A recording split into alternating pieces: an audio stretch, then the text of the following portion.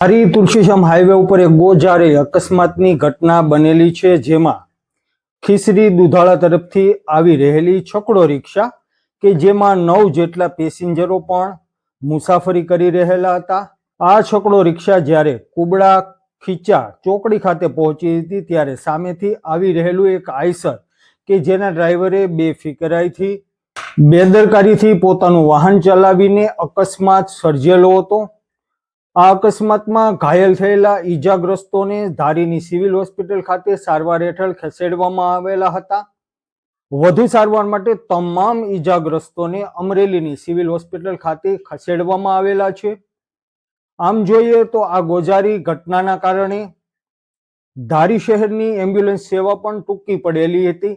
ધારી સિવાયની એટલે કે દલખાણીયા, ચલાલા અને સાથોસાથ ખાંભાથી પણ એમ્બ્યુલન્સને બોલાવવી પડેલી હતી અને આ ઈજાગ્રસ્તોને સારવાર હેઠળ ખસેડવામાં આવેલા હતા।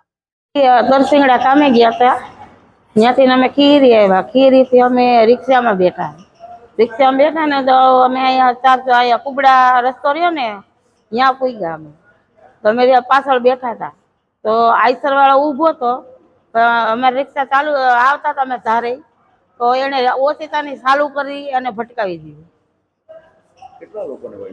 અમે મજૂર 4 હતા, બીજા દરબારના બેનું ની બધા હતા, એને અમે નતો ઓળખતા પણ અમે 4 મજૂર હતા। સારવાર મેળવી આપે? સારવાર તો અત્યારે દીધી છે અને 2 બેનોને અમરેલી મોકલ્યા છે। રોડે અકસ્માત થયું છે અને જેમ બને એમ હોસ્પિટલે પહોંચ્યો। અહીંયા આવ્યા એટલે 5 થી 6 ઘાયલ માણસો હતા, લેડીઝ હતા, એમાંથી 3 અને અમરેલી તાત્કાલિક રિફર કરેલ છે અને ખાસ કરીને ધારી સિવિલમાં ઓર્થોપેડિક સર્જનની ખૂબ જરૂર છે।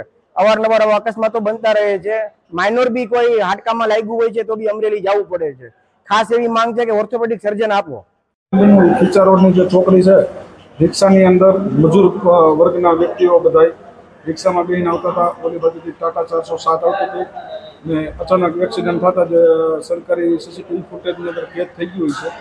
પણ આ હાવ મધ્યમ વર્ગના માણસો છે જેને ધારી સિવિલમાં લઈ આવ્યા, એટલે મોટી સંખ્યામાં ગામ આખાના બધા આગેવાનો અહીંયા આવ્યા હતા।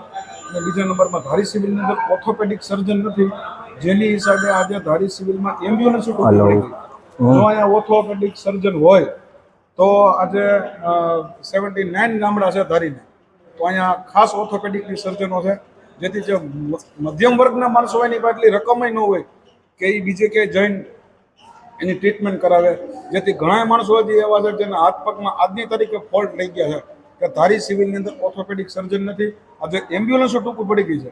આવ મધ્યમ વર્ગના માણસો જેની પાસે પૈસા હોતા નથી, હવે એને ફાળો કરીને આગળ કેમ આગળ વધારવાના એની વિશે અમે વિચાર કરીએ।